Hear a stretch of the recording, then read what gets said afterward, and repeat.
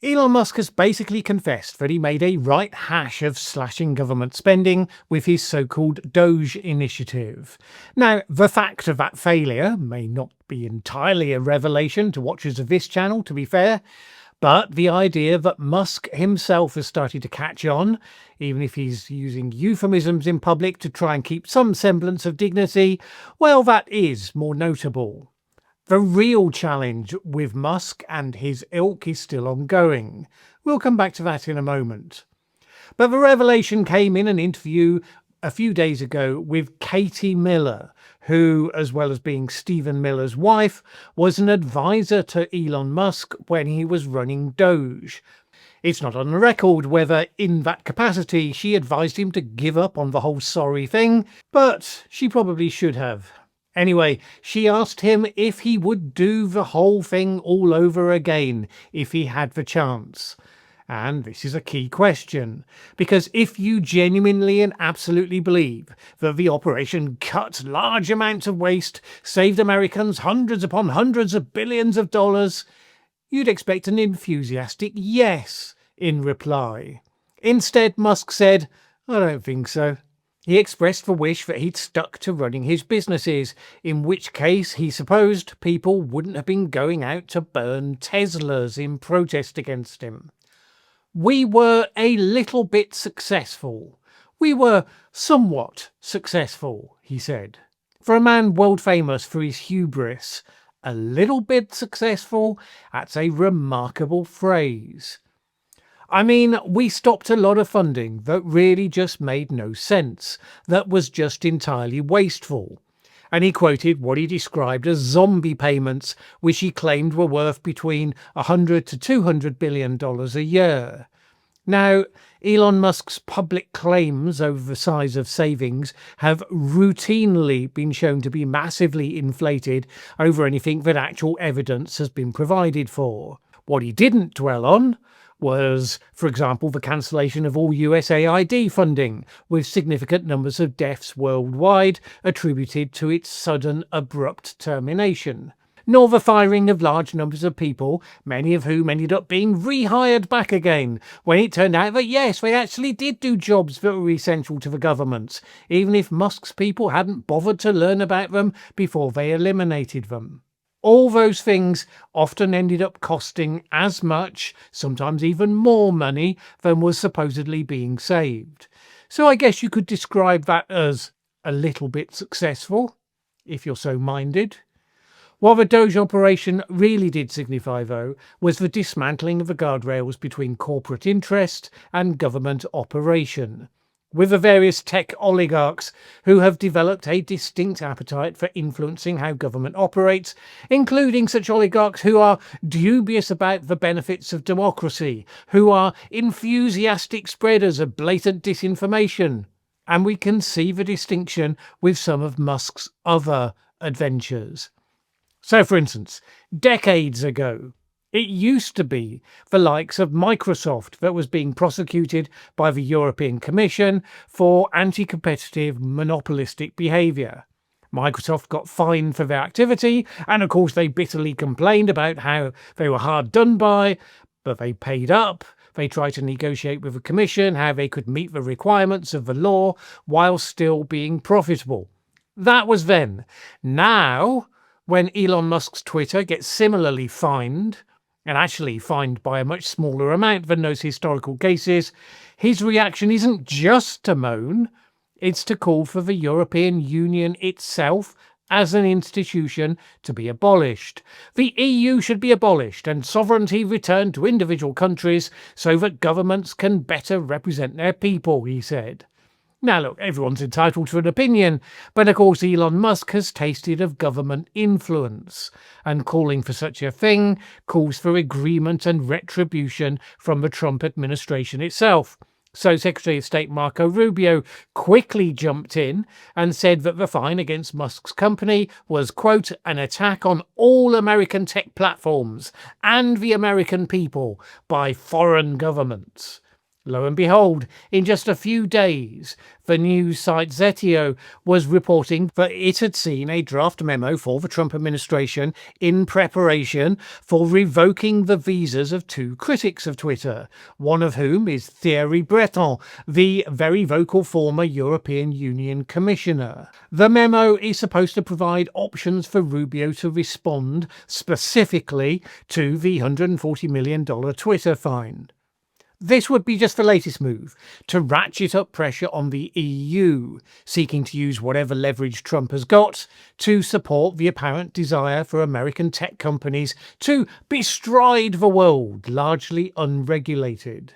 And it's worth noting that many of the main planks of Elon Musk's critique of the EU, as echoed by the Trump presidency, are factually wrong. I mean, look, there's plenty within the structure and the practices of the EU that many people hold to be ripe for fair comment criticism. But facts do still matter. I know, showing my age again. So, for instance, earlier this month, Musk retweeted posts from the British far-right activist Tommy Robinson, which described a car crash targeting Christmas market preparations in Guadeloupe. Robinson said 10 people had been killed in the incident, suggested the legacy media were keeping quiet, presumably because the driver was likely a Muslim, and the action was part of a terror plot. Now, of course, Mallen's rule of social media posts applies. Any of these sorts of tweets showing footage or a picture of an event, they are almost always lying or at least recklessly wrong about what's going on. So it turned out that nobody died, and the driver had been under the influence of drugs and alcohol. Just one of many times when Musk has amplified reports about how dreadful things are because of immigration in Europe or some other issues in Europe, without really much interest or curiosity into the veracity of the claims being made. One of the ones where Musk seemed to specifically misrepresent events that included himself. He claimed that, in relation to the case against Twitter that led to the fine, he had been offered, he said, quote, an illegal secret deal last year. If X quietly censored speech without telling anyone, they would not fine X, he said. Now, this plays directly to the MAGA outrage machine and helps to cement the idea that the EU's actions against Twitter were all about censorship, even though that's actually not what was the focus of the regulatory action. Thierry Breton, whose visa is apparently now in doubt, while he was still European Commissioner for Internal Market, responded to Musk, "There has never been and will never be any secret deal. The DSA, Digital Services Act, provides X and any large platform with the possibility to offer commitments to settle a case. Such voluntary commitments have been secured in the past, they are formal, they're openly published, which supports the claim that it wasn't secret or illegal what was going on. We did it in line with established regulatory procedures. Up to you to decide whether to offer commitments or not. That is how rule of law procedures work." But this is the nub. Elon Musk and some of his tech oligarch friends don't believe in the right of the rule of law to make it harder for them to do what they want to do. Well, in the week where Australia's ban on social media being used by under 16-year-olds, we can observe a certain amount of pushback is rising through the system in different places, whether they like it or not. And the American government is lined up to fight it, alongside the hard-done-by billionaires. So, for instance, the Australian e-safety commissioner, Julian Inman-Grant, was called on to testify to the US Congress to answer why she was attempting to, quote, silence American speech. She declined, on the basis that she answers to the Australian Parliament, not to the American Congress. Now look, whether you think the Australian ban is a good idea or not, an opinion on that is divided, as you might kind of expect. It's kind of refreshing to come across some people at least who calmly stand up to the idea that the United States gets to bully the world into compliance on any topic it cares to turn its attention to. Unsurprisingly, Twitter is full of people rather robustly pushing the opposite case. It's not the first time we've seen this, but the point is that it's a fundamental power question of who decides. Because it may well be that the Australian policy is a mistake, but it is surely their mistake to make and to learn from and correct should that be required. When these tech companies find the addiction of children to their products is immensely profitable, they also tend to find multiple reasons why any concerns about the consequences are totally without merit. Well, a world where American companies can force their will on the basis that whatever's good for their bottom line must be considered to be good for the world, so self-evidently so, doesn't even need discussing. That is not a vision of a world we would be advised to buy from the likes of Elon Musk. While Musk now feels all regretful and sorry that he completely trashed his reputation for making such an obvious and huge hash-up of DOGE, his ambition to order the world to his liking clearly hasn't diminished.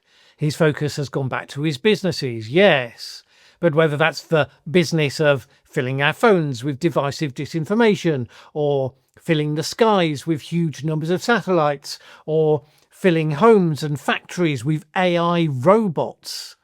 It's all about the turf war between the US government and its oligarchs on the one hand, and the governments of the rest of the world on the other hand. So good for Elon Musk that he's still got some degree of self-awareness, enough to be shamefaced about the hash that he made of DOGE. The real challenges are still to come, unfortunately. There are a lot of battles ahead.